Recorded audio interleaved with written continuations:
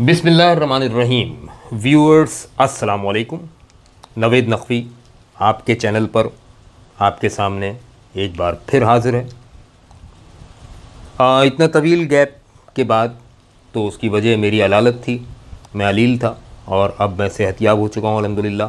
तो आपकी खिदमत में फिर पेश हो गया हूँ। दुआ करते रहिएगा मेरी सेहत के बारे में। आज का टॉपिक है एसे राइटिंग, EW1। ये एक ऐसा टॉपिक है जिसके बारे में डे 1 से फरमाइशें आ रही हैं, आपके मैसेजेस आ रहे हैं, व्हाट्सएप पर भी, मैसेंजर पर भी, कमेंट बॉक्स में भी, फेसबुक पेज पर भी। और मैं बेसिक इंग्लिश ग्रामर और लैंग्वेज से रिलेटेड चीज़ें करवाता चला जा रहा था। उसकी वजह थी, वो तमाम चीज़ें करना इम्पॉर्टेंट थी इस टॉपिक से पहले। और ये जो मुझे बीच में गैप मिला, कुछ अरसे में अलील रहा, बीमार रहा, तो इसमें मुझे मौका मिला स्टडी करने का। मैं शुरू से ये सोच रहा था कि ऐसे राइटिंग किस तरह क्यों करवाई जाए आपको, क्योंकि ये आसान काम नहीं है। इसको करने के लिए पूरा होमवर्क चाहिए, बहुत ज़्यादा होमवर्क चाहिए, क्योंकि मैं देख रहा था कि YouTube पर बहुत से लेक्चर्स अवेलेबल हैं ऐसे राइटिंग पर, लेकिन मज़ेदारी नहीं है। शायद स्टूडेंट्स सेटिस्फाइड नहीं हैं उन लेक्चर्स से, इसीलिए वो फरमाइशें कर रहे थे। तो मैं ये नहीं चाहता था कि मेरा लेक्चर भी उसी फहरिस्त में चला जाए और लोग बस उसे पढ़कर, उसे देखकर थोड़ा बहुत समझें और उसके बाद वहीं के वहीं खड़े रहें जहाँ थे। मैं चाहता हूँ मेरा लेक्चर इस तरह का हो कि कॉम्प्रिहेंसिबल हो, यानी easy to understand for everyone, चाहे वो इंटरमीडिएट लेवल का स्टूडेंट हो, ग्रेजुएशन लेवल का स्टूडेंट हो या CSS लेवल का स्टूडेंट हो। ऐसे राइटिंग हमेशा से एक मसला रहा है और ऐसे लिखना ज़ाहिर है कि आसान नहीं है। राइटिंग स्किल इम्प्रूव करना आसान नहीं होता और राइटिंग स्किल इम्प्रूव करवाना तो और ज़्यादा मुश्किल काम होता है। इसका एहसास मुझे है और यकीन मानिए क्लासरूम में खड़े होकर तो हम आएँ बाएँ शाएँ जिस तरह से भी स्टूडेंट को एसेज लिखवा देते हैं, लेकिन YouTube पर लेक्चर डालने का मतलब ये होता है कि आपका लेक्चर पार्ट ऑफ हिस्ट्री बन जाता है और देखने वाले देखते रहते हैं और उस पर अपने एतराज़ात पेश करते रहते हैं। तो मैं ये नहीं चाह रहा था कि मेरा लेक्चर इस तरह का हो कि उसके ऊपर कोई एतराज़ हो या कोई कमेंट्स इस तरह के आएँ, क्रिटिकल किस्म के। हाँ आएँ, बिल्कुल आएँ, लोग करते हैं क्रिटिसाइज़, लेकिन गलत बातें या गलत किस्म के कॉन्सेप्ट्स मैं नहीं देना चाह रहा था। मुझे भी काफ़ी मेहनत करनी पड़ी, यकीन मानिए। मैंने कई दिन तो सिर्फ़ और सिर्फ ऐसे राइटिंग के लेक्चर्स देखे और सुने YouTube पर मुख्तलिफ़ चैम्पियंस के, जिसमें कुछ इंग्लिश, नेटिव इंग्लिश भी हैं, कुछ नॉन नेटिव इंग्लिश भी हैं, इंडियन भी हैं, पाकिस्तानी भी हैं, वगैरह वगैरह वगैरह। और फिर इंटरनेट पर सर्फिंग करता रहा, कहीं से कुछ मटेरियल गैदर कर लूँ। जो मुझे आता था वो काफ़ी नहीं है, मेरा नाक़िस इल्म इतना नहीं है कि मैं आपको ऐसे राइटिंग करवा सकता। तो मैंने गैदरिंग शुरू की इन तमाम चीज़ों की, अच्छे ख़ासे पॉइंट्स बनाए। मैं हर पॉइंट के ऊपर इंशाअल्लाह डिटेल में बात करूँगा। चाहे मुझे ऐसे राइटिंग सिखाने के लिए 100 लेक्चर्स डालने पड़ें, मैं अपलोड करूँगा और इंशाअल्लाह मेरे स्टूडेंट्स ऐसे राइटिंग से मुत्तफ़िक़ और मुतमईन होंगे। ये टास्क जब होता है ना तो इंसान डर रहा होता है और मेहनत कर रहा होता है। तो मैंने भी थोड़ी सी मेहनत की है, कुछ पॉइंट्स बनाए हैं, कुछ पॉइंट्स मैंने पर्चियों पे लिख लिए हैं। ज़ाहिर है कि मैं अब इस बुढ़ापे में याददाश्त तो नहीं है, तो बहुत सी चीज़ें लिख ली जाती हैं। जो चीज़ें मुझे आती हैं मैं वो शामिल कर रहा हूँ, और जो चीज़ें मैंने दूसरों से सीखी और दूसरों से जमा की और वो तमाम पॉइंट्स किताबों से निकाल कर रखे हैं, वो मैं आपके सामने पेश कर रहा हूँ। देखिए, ऐसे राइटिंग एक ज़माने तक तो ये समझा जाता था कि it is a collection of random thoughts, कि बस जो ख़यालात किसी टॉपिक के बारे में आते जा रहे हैं वो लिखते जाओ। जैसे एल्बर्ट आइंस्टाइन के एसेज अगर आप पढ़ें, पूरी बुक है एसेज ऑफ एल्बर्ट आइंस्टाइन की, मेरे पास है, मैं पढ़ता हूँ अक्सर, तो बड़े खूबसूरत एसेज हैं, मगर एक पैराग्राफ का लिंक दूसरे पैराग्राफ से बड़ी मुश्किल से हो पाता है। वो है एक्चुअल एसे राइटिंग, जिसमें आपके माइंड में जो जो आर्ग्यूमेंट्स और जो जो कॉन्सेप्ट्स आते जा रहे हैं, आप लिखते चले जा रहे हैं, इसकी परवाह नहीं कर रहे कि ऑर्गेनाइजेशन ऑफ एसे क्या होगी। लेकिन आज के दौर में जब एसे राइटिंग सीएसएस का एग्ज़ाम का एक अहम जुज़्व है और दूसरे कंपेटिटिव एग्ज़ाम्स में और एकेडमिक एग्ज़ाम्स में इसे बड़ी अहमियत दी जा रही है, तो एसे राइटिंग को बाकायदा ऑर्गेनाइज़ करना पड़ेगा और एक डेफिनीशन में लाना पड़ेगा। वो डेफिनीशन क्या है? Essay is a focused piece of writing. Focused, पहला लफ्ज़, focused piece of writing that develops an argument or narrative based on evidence, analysis and interpretation। एक ऐसा पीस ऑफ राइटिंग जो फोकस्ड हो। एक टॉपिक ले लिया आपने, अब उस टॉपिक पर फोकस करना है आपने, आपका फोकस ना बिगड़े। जैसे इस वक्त आप मेरी वीडियो देख रहे हैं तो कैमरे का फोकस मैं हूँ, फोकस ना बिगड़े। कैमरे का फोकस ये वाइट बोर्ड है, ठीक है ना। अगर ये इधर उधर हिलता रहेगा तो आप कहेंगे यार ये फोकस नहीं है, ठीक है ना, कैमरा फोकस्ड नहीं है। तो इसी तरह से आपकी थॉट्स भी फोकस्ड होनी चाहिए टॉपिक पर। ज़हनी यकसुई बहुत ज़रूरी है इसके लिए। Number 1, focused piece of writing. और इसके अलावा क्या है? दैट डेवलप्स एन आर्ग्यूमेंट, जो एक आर्ग्यूमेंट डेवलप करे, नुक्ते बहस उठाए और नैरेटिव या एक बयान सामने लाए, ठीक है ना। बेस्ड ऑन एविडेंस, जिसकी बुनियाद क्या हो? एविडेंस। बगैर एविडेंस के बात नहीं मानी जाएगी आपकी। एनालिसिस, आपकी रिसर्च हो, आपका तज्जिया हो, बाकायदा तहकीक हो उसके पीछे। एंड इंटरप्रिटेशन, आप किस तरह से इंटरप्रेट करते हैं, यानी अपनी बात मुंतकिल करते हैं, इम्पार्ट करते हैं। अच्छा जी, ये तो किताबी डेफिनीशन हो गई। अब देखिएगा इसके लिए सबसे पहले करना क्या होता है। तो ऐसे राइटिंग के लिए मैंने कुछ नोट्स बनाए और इसके बगैर मैं लेक्चर नहीं दे सकूंगा। उसकी वजह ये कि मैंने बड़ी मेहनत से बनाए हैं आपके लिए, मेरे हाथ के लिखे हुए। अच्छा जी, अब बात दरअसल ये है कि ऐसे राइटिंग में 3 स्टेप्स हैं। Number 1, set out your argument in the introduction. पहली चीज़ क्या आ गई? Introduction.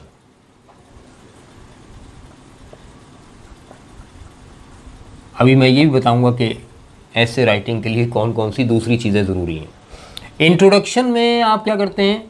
You set out your argument. अपने आर्ग्यूमेंट को, अपने नुक्ते बहस को सामने लाते हैं। इंट्रोडक्शन का हिस्सा है। दूसरी चीज़ क्या है? Develop it with evidence in the main body.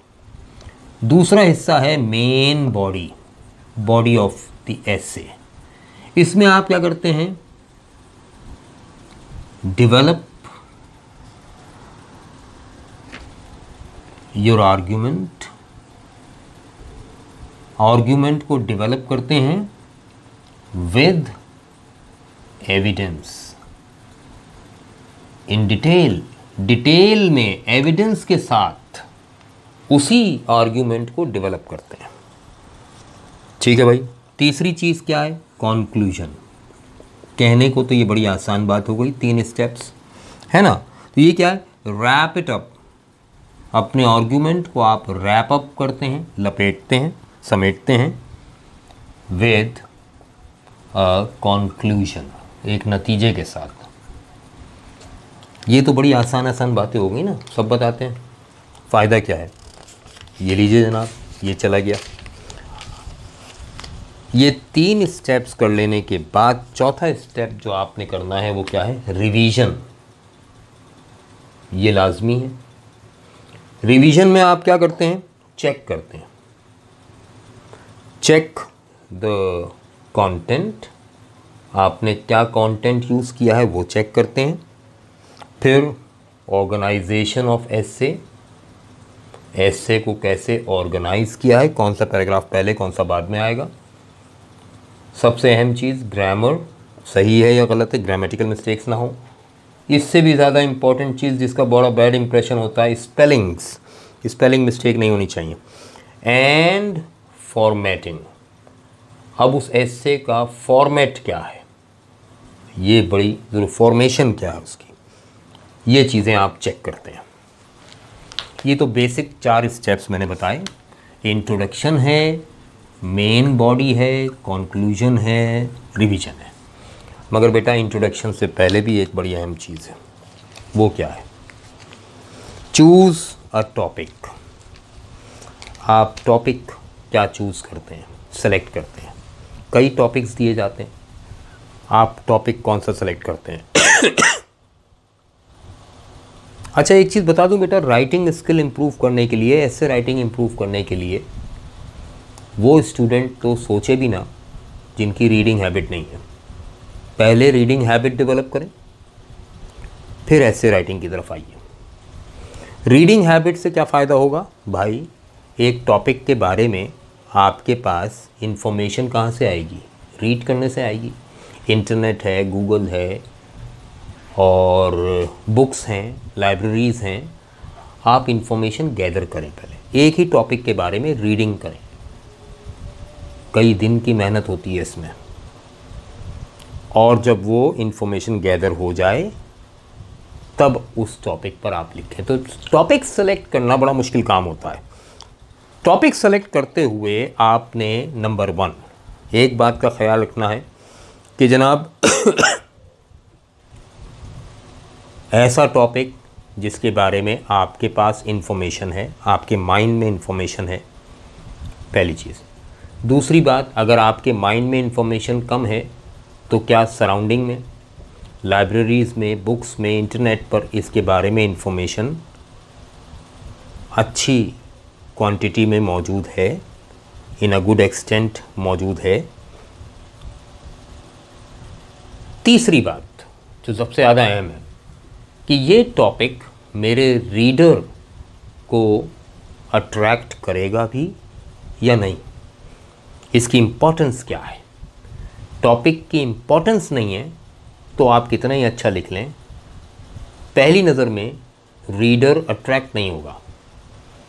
उसे अट्रैक्ट करना है, टॉपिक इंटरेस्टिंग हो, इम्पॉर्टेंट हो और इन्फॉर्मेटिव हो। ये टॉपिक को सेलेक्ट करना। उसके बाद प्रिलिमिनरी रिसर्च, मैं ये पॉइंट्स भी लिख देता हूँ बोर्ड पर। ये वाले पॉइंट्स तो आपने नोट कर लिए होंगे, बड़े बेसिक पॉइंट्स हैं 9-10 क्लास को बताने के लिए। अब जो मैं पॉइंट्स डिस्कस करने जा रहा हूँ वो इससे ज़्यादा इम्पॉर्टेंट है, देखिएगा। Number 1, choose a topic. सही टॉपिक का सिलेक्शन बड़ा इम्पॉर्टेंट है, इसके ऊपर बात हो गई है। नंबर 2 जो पॉइंट है, हाँ, जो अभी मैंने कहा था, प्रीलिमिनरी रिसर्च। आप समझ लीजिए ऐसे राइटर जो होता है वो रिसर्चर होता है, वो रिसर्च वर्क करता है। सॉरी, किसी टॉपिक पर ऐसे लिखने के लिए पहले उस टॉपिक पर रिसर्च करनी पड़ती है, किसने क्या कहा है, किसने क्या कहा है, किसी क्रिटिक ने उसके बारे में कोई क्रिटिसिज्म किया है, किसी राइटर ने उस पर बुक लिखी है, किसी पोइट ने उसके बारे में पोइट्री की है। बहुत सारी इन्फॉर्मेशन गैदर करनी पड़ती है और डिफरेंट पॉइंट ऑफ व्यू से, सोशल पॉइंट ऑफ व्यू से इस टॉपिक के बारे में क्या इन्फॉर्मेशन है, नेशनल पॉइंट ऑफ व्यू से क्या इन्फॉर्मेशन है, इंटरनेशनल पॉइंट ऑफ व्यू से क्या इम्पोर्टेंस है, एजुकेशनल पॉइंट ऑफ व्यू से क्या इम्पोर्टेंस है, रिलीजियस पॉइंट ऑफ व्यू से भी कोई इम्पोर्टेंस हो सकती है, जोग्राफिकल पॉइंट ऑफ व्यू से भी इम्पोर्टेंस हो सकती है, हिस्टोरिकल पॉइंट ऑफ व्यू से भी इम्पोर्टेंस हो सकती है, पॉलिटिकल पॉइंट ऑफ व्यू से भी इम्पोर्टेंस हो सकती है उस चीज़ की। तो आपको उस टॉपिक को बाकायदा छानना होगा, मुख्तलिफ पॉइंट ऑफ व्यू में आपने उसके ऊपर रिसर्च करनी होगी। ये प्रीलिमिनरी रिसर्च कहलाती है। इसके बाद रिसर्च के बाद जो चीज़ डेवलप करते हैं ना आप, वो कहलाती है thesis. To develop a thesis statement, आप किसी नतीजे पर पहुंचते हैं, वो आपका थीसिस स्टेटमेंट कहलाता है, जिसके पीछे आपके पास पूरी इंफॉर्मेशन रिसर्च की सूरत में मौजूद होती है कि आप एक ऐसा स्टेटमेंट देने जा रहे हैं उस टॉपिक के बारे में कि आगे चलकर उस स्टेटमेंट को आप एविडेंसेस और एनालिसिस और इंटरप्रिटेशन की बेस पर प्रूव भी करेंगे।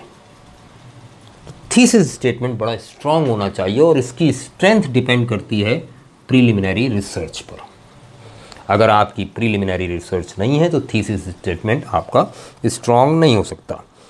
And then create an outline, ऐसे की आउटलाइन क्रिएट की जाती है कि आप कहाँ से कहाँ तक जाएंगे। आउटलाइन क्रिएट करने से मुराद उस टॉपिक से relevant different points of view में आप कितना कितना एक्सटेंट ले सकते हैं।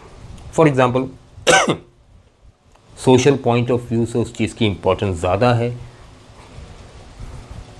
नेशनल पॉइंट ऑफ व्यू और इंटरनेशनल पॉइंट ऑफ व्यू से ज़्यादा है, रिलीजियस पॉइंट ऑफ व्यू से कम है, या बाज़ औक़ात रिलीजियस पॉइंट ऑफ व्यू से ज़्यादा होती है और इंटरनेशनल पॉइंट ऑफ व्यू से कम हो जाती है।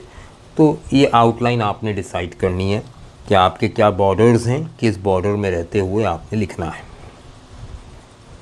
अब जब स्टार्ट करेंगे, आपने टॉपिक तो सेलेक्ट कर लिया, इंट्रोडक्शन कैसे लिखेंगे।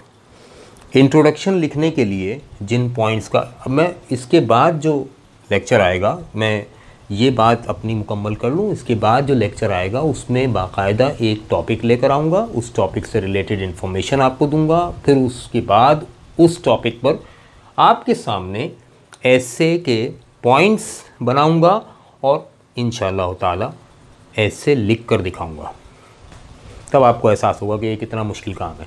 ऐसे नहीं कि जनाब पॉइंट्स बता दिए बस ठीक है, इंपॉर्टेंस बता दी, जाओ भाई जाओ आप खुद से लिखो। खुद से लिखने वाला काम नहीं है भैया, करके दिखाने वाला काम है। भाई दस्त कंगन को आरसी क्या और पढ़े लिखे को फारसी क्या। बहुत से लोग नहीं समझे होंगे, मैं समझा देता हूँ। दस्त कहते हैं हाथ को, कंगन हाथ में पहना जाता है, चूड़ी। अब दस्त कंगन को आरसी क्या, आरसी कहते हैं आईने को। अगर आपने अपने हाथ में चूड़ी कैसी लग रही है ये देखना है तो आपको आईने की ज़रूरत तो नहीं है, आप ऐसे देख लेंगे अच्छी लग रही है। आईना कौन ढूंढेगा भाई। दस्त कंगन को आरसी क्या और पढ़े लिखे को फारसी क्या, बहुत पुराना मकूला है और खूब है मौके के लिहाज से। अब देखिएगा, मैं इंट्रोडक्शन से रिलेटेड कुछ बातें कर रहा हूँ, नोट कीजिएगा। Number 1, hook. अब ये हुक क्या होता है भाई। बेटे मछली पकड़ने के लिए कांटा डाला जाता है ना, उसे कहते हैं हुक। अब अगर कांटा अट्रैक्टिव है तो मछली को खींचेगा और मछली उसमें मुंह मारेगी और फंस जाएगी। लेकिन अगर कांटे में कोई अट्रैक्शन नहीं है तो मछली पागल नहीं है जो उस कांटे को खाने आएगी। कांटा थोड़ी खाती मछली। आप बेट अ हुक, ये आपने ईडियम सुना होगा, बेट अ हुक, चारा डालना। तो आप शिकारी को पकड़ने के लिए चारा डालते हैं, शिकार को पकड़ने के लिए चारा डालते हैं। मछली पकड़ने के लिए कांटे में कुछ खाने पीने की चीज़ लगानी पड़ती है, ख्वाह वो कोई झींगा हो या केचुआ हो या कोई रोटी का टुकड़ा हो, वो लगाना पड़ता है। फिर कांटा फेंकते हैं। तो मछली कांटा खाने नहीं आती, वो झींगा या वो केचुआ जो आपने लगाया है उसमें, वो उसे खाने आती है। तो कुछ मटेरियल ऐसा होना चाहिए आपके इंट्रोडक्शन में, ऐसे के इंट्रोडक्शन में, जो हुक का काम करे। ठीक है ना। रीडर की अटेंशन को ग्रैब करना है आपने, ठीक है। तो देखिए, the first sentence of the essay और इंट्रोडक्शन शुड, मैं लिख रहा हूँ, ये पॉइंट बड़ा इंपॉर्टेंट है, मैंने नोट किया था। The first sentence of the introduction, introduction का जो पहला सेंटेंस है, should pick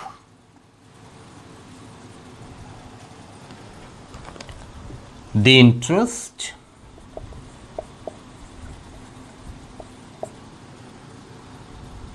of your reader.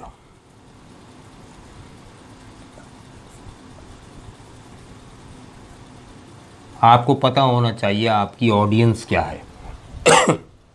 जैसे इस वक्त मैं लेक्चर दे रहा हूँ, मुझे पता है मेरी ऑडियंस में मेजॉरिटी CSS वाले लोग हैं, तो जाहिर है कि मैं बड़ा एहतियात से उस लेवल पर मेंटेन करूँगा अपने आप को, लेक्चर को कंटेन करूँगा, ताकि आप ये ना सोचें कि यार 9th-10th के लेवल की बातें कर रहा है, ठीक है ना। इसी तरह से आप के ऐसे का जो इंट्रोडक्टरी सेंटेंस है, फर्स्ट सेंटेंस, इंट्रोडक्शन का सेंटेंस, उसमें ये क्वालिटी होनी चाहिए कि रीडर वो पहला सेंटेंस पढ़ते ही ज़हनी तौर पर मजबूर हो जाए पूरा ऐसे पढ़ने पर। वो इतना अट्रैक्टिव, बॉम्बास्टिक होना चाहिए, ठीक है ना। इस सेंटेंस को कहते हैं हुक,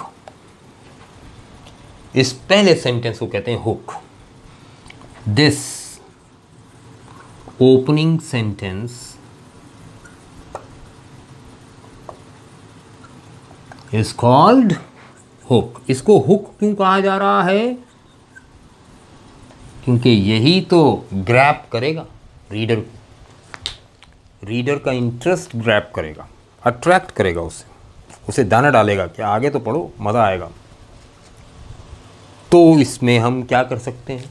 बड़ी आसान सी बात है बेटे। कुछ चीज़ें याद रखिएगा। या तो आपका फर्स्ट सेंटेंस जो हो ना, वो एक इंटरेस्टिंग क्वेश्चन की शक्ल में हो, ऐसा क्वेश्चन जिसके आंसर की तलाश आपके रीडर को बहुत अरसे से हो। एक ऐसा सवाल उठा दीजिए पहले ही जुमले में कि रीडर ये कहे कि यार अगर इस सवाल का जवाब ना मिला तो फिर बात नहीं बनेगी, तो फिर वो उस ऐसे को पढ़ेगा ताकि उस सवाल का जवाब कहीं ना कहीं उसे मिल जाए। या फिर कोई कोट हो, किसी बड़ी शख्सियत, किसी मशहूर, मोतबर, रिलायबल पर्सन की कोट हो, शेक्सपियर की, कायद आज़म मोहम्मद अली जिन्ना की, या कोई अब्राहम लिंकन की, या मैं और ऊपर जाऊं तो सबसे आला व बाला हमारे नबी सल्लल्लाहु अलैहि वसल्लम की कोई हदीस मुबारक हो, ऐसी कोट हो, ऐसा कौल हो जो रीडर को हिलने ना दे, रीडर को मगनातीस की तरह खींचे। या फिर एक और तरीका भी है, बास टॉपिक ऐसे होते हैं जिन पर हमें स्टैटिस्टिकल फैक्ट अगर हम पेश करें। स्टैटिस्टिकल फैक्ट क्या? जैसे आजकल कोरोना वायरस का दौर है, कोविड-19 है ना। अब मैं स्टार्ट ले रहा हूँ। देखिए, स्टैटिस्टिकल फैक्ट भी है और क्वेश्चन भी है। इंट्रोडक्टरी सेंटेंस क्या होगा?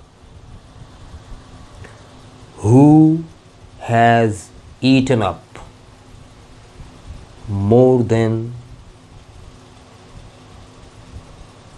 200,000 innocent people in the world? दुनिया में कौन है जो 2 लाख से ज़्यादा मासूम इंसानों को निगल गया? अब रीडर यकीनन चौंकेगा कि यार ये क्या बात हुई, ऐसा कौन आ गया जो 2 लाख इंसानों को खा जाएगा? किसने खा लिए, है ना। एक स्टैटिस्टिकल फैक्ट भी आ गया और एक क्वेश्चन भी रेज हो गया। अब इसका आंसर क्या है? ठीक है ना। या फिर यूं हो कि कोई बोल्ड स्टेटमेंट हो, बोल्ड स्टेटमेंट यानी ऐसा स्टेटमेंट जिसको जनरली लोग बयान करते हुए डर रहे हों कि यार ये कह दिया तो तहलका मच जाएगा। आपने तहलका ही तो मचाना है। अपने ऐसे में इंट्रोडक्शन के फर्स्ट सेंटेंस में यानी हुक में तहलका ही तो मचाना है आपने, धमाका ही तो करना है आपने, अल्फाज का धमाका। तो वो स्टेटमेंट ऐसा होना चाहिए, ठीक है ना।